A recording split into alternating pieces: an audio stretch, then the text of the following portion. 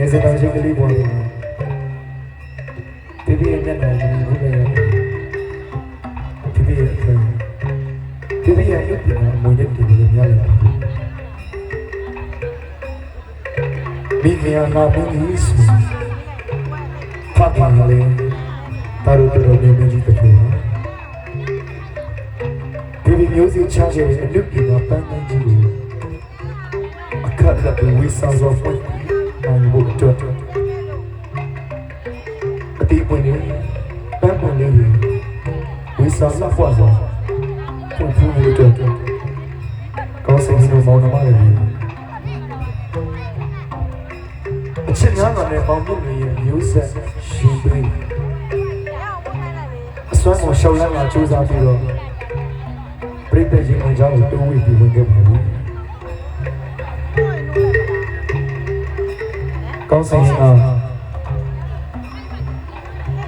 ကယခုလိုမျိုးအလုပ်ပညာဆင်းရဲချမ်းသာကနေချင်းချင်းတပည့်ကိုနားမှာရှိစီတယ်တပည့်ကိုနားမှာနေစီတယ်ပါဆိုစီရီပကနာတပည့်သားများတွေတွေ့ပြီးတေကူဝမ်းသာပီတီအပြုံးနေမင်းသားပြည့်ရဲ့သား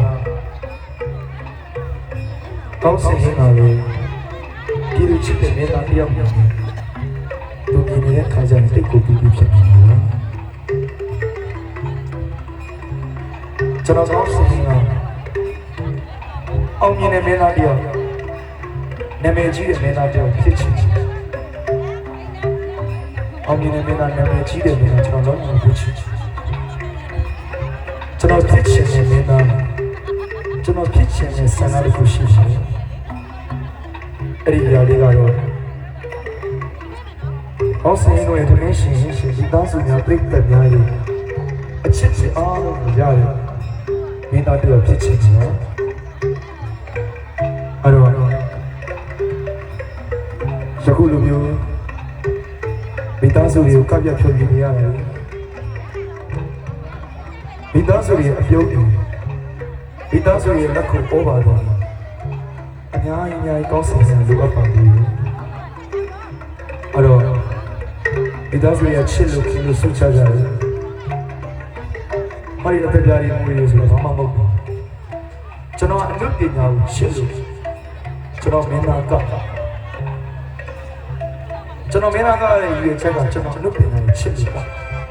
ကျွန်တော်တပင်းပညာကိုတန်ဖိုးထားလို့ကမိသားစုတွေပြုံးနေတာလေမိသားစုများပြောနေတာလေကောင်းစင်ကိုကြည့်လိုက်လို့ကျွန်တော်တို့ဘဝမှာပြင်ပန်းစရာတွေအများကြီးရှိနေတော့မှ